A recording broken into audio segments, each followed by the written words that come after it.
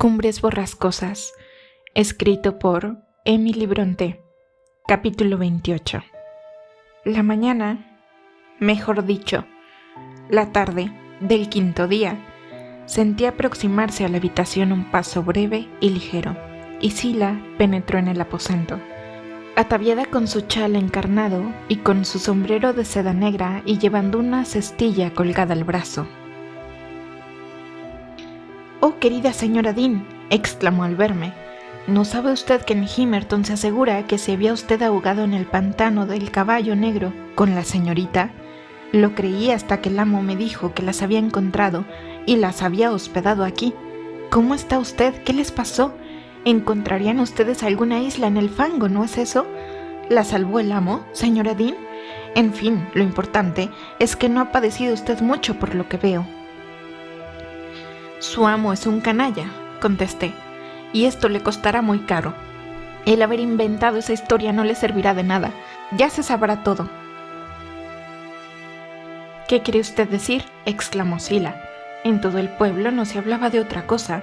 Como que al entrar dije a Hareton, qué lástima de aquella mocilla y de la señora Dean, señorito. ¿Qué cosas pasan?». Hareton me miró asombrado y entonces le conté lo que se rumoreaba en el pueblo. El amo estaba oyéndonos y me dijo: «Sí, Sila, cayeron en el pantano, pero se salvaron. Elena Dean está instalada en su cuarto. Cuando vayas, dile que ya se puede ir. Toma la llave». El agua del pantano se le subió a la cabeza y hubiera vuelto a su casa delirando. En fin, la hice venir y ya está bien. Dile que si quiere, que se vaya corriendo a la granja y avise de mi parte que la señorita llegará a tiempo para asistir al funeral del señor». «Oh, Sila», exclamé, «¿acaso ha muerto el señor Linton?». «Cálmese, amiga mía, todavía no. Siéntese, aún no está usted bien. He encontrado al doctor Kenneth en el camino y me ha dicho que el enfermo quizá resista un día más». Pero en vez de sentarme me precipité fuera. En el salón busqué a alguien que pudiese hablarme de Katy. La habitación tenía las ventanas abiertas y estaba llena de sol, pero no se veía a nadie. No sabía dónde dirigirme y vacilaba sobre lo que debía hacer, cuando una tos que venía del lado del fuego llamó mi atención. Y entonces vi a Linton junto a la chimenea, chupando un terrón de azúcar y mirándome con indolencia. «¿Y la señorita Catalina?», pregunté, creyendo que, al encontrarlo solo, lo haría confesar por temor. Pero él siguió chupando como un tonto. «¿Se ha marchado?», pregunté. «No», me contestó. «Está arriba. No se irá. No la dejaríamos». «¿Que no la dejarían? Mentecato. Dígame dónde está o verá usted lo que es bueno». «Papá sí que te hará ver lo que es bueno para ti como intentes subir», contestó Linton. «Él me ha dicho que no tengo por qué andarme con contemplaciones con Katy. Es mi mujer y es vergonzoso que quiera marcharse de mi lado.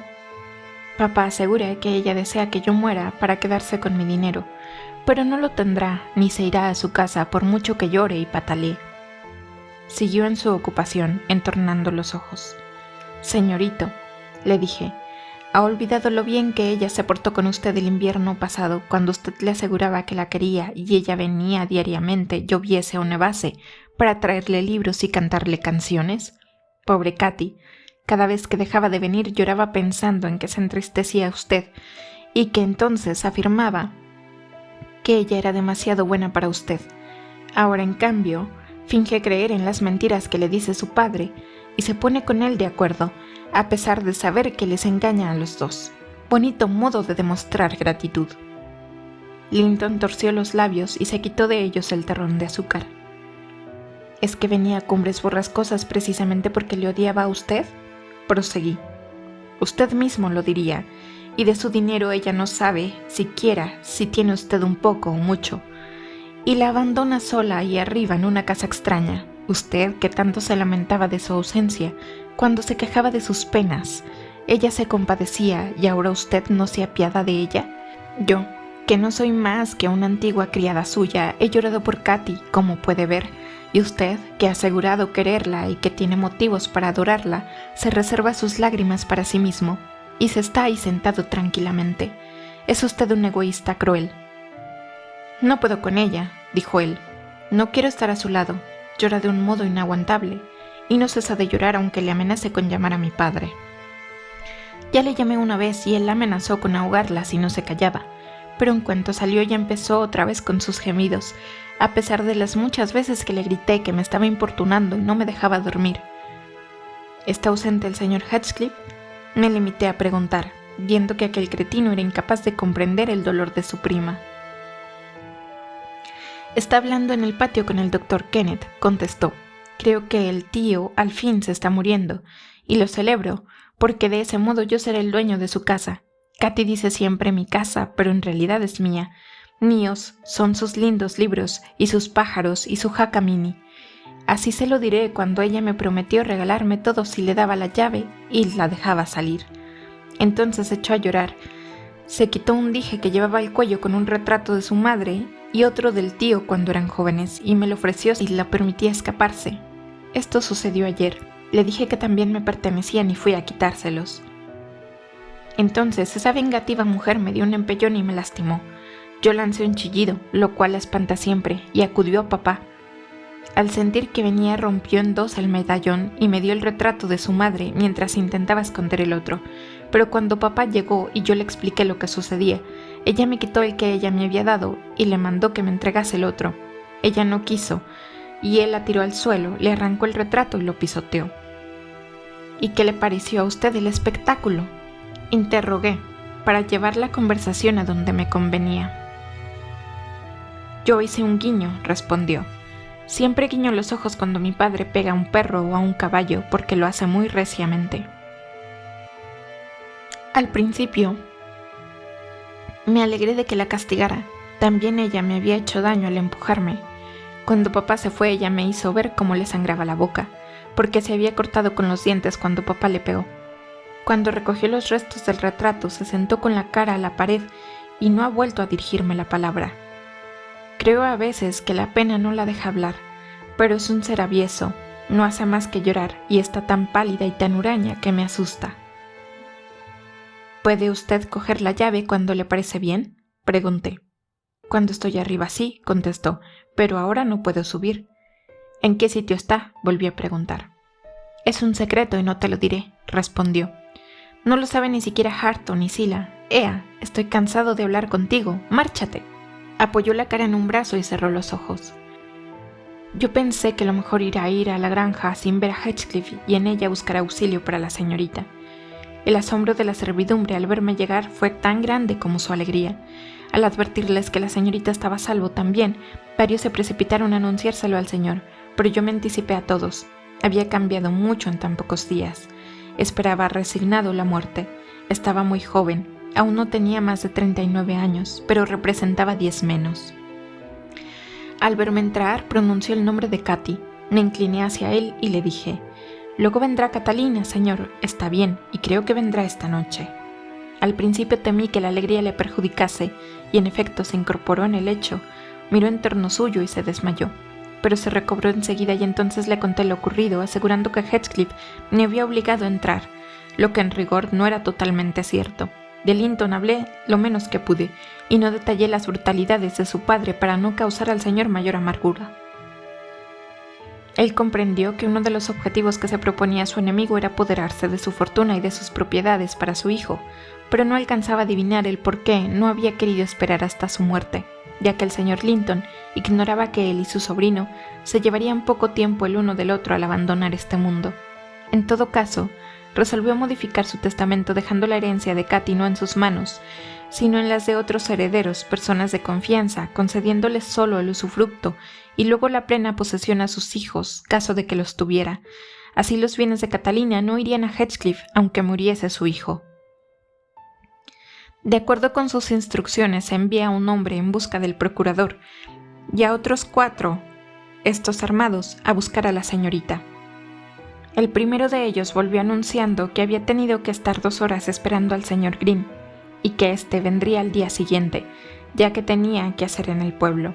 En cuanto a los otros, regresaron sin cumplir su misión y dijeron que Katy estaba tan enferma que no podía salir de su cuarto y que Heathcliff no había permitido que la vieran.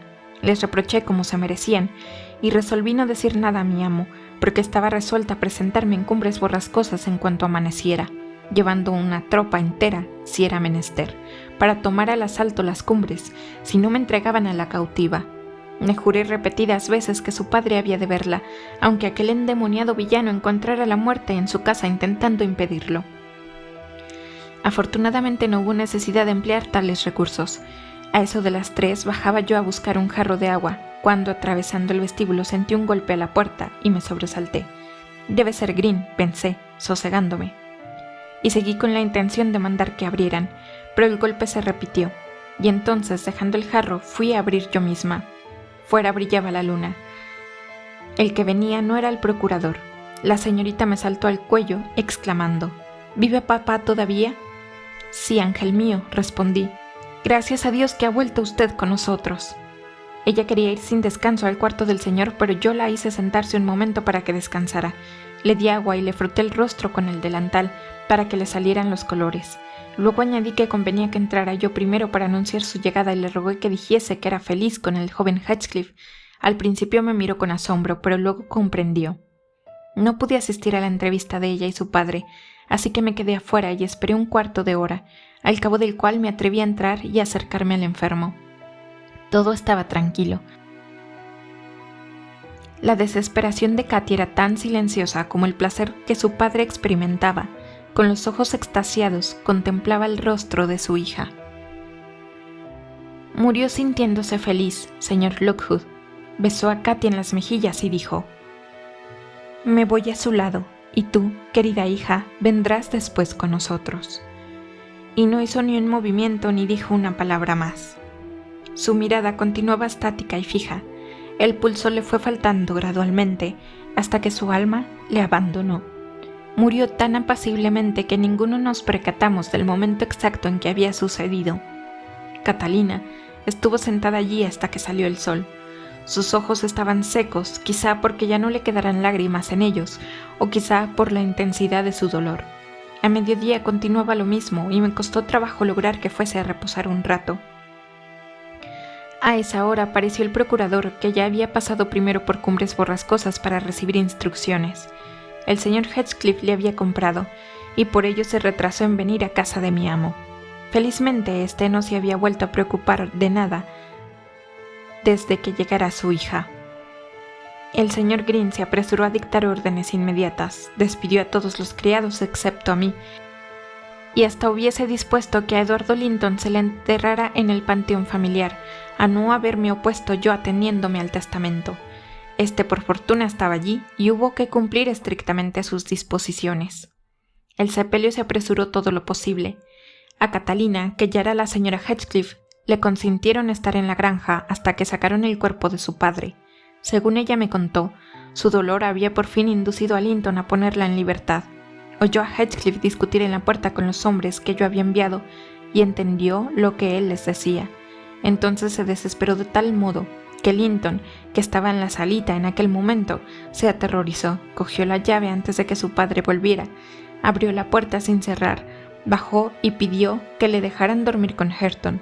Catalina partió antes de romper al alba. No atreviéndose a marchar por la puerta por temor a que los perros ladrasen, buscó otra salida. Y habiendo hallado la habitación de su madre, se descolgó por el abeto que rozaba la ventana. Estas precauciones no evitaron que su cómplice sufriera el correspondiente castigo.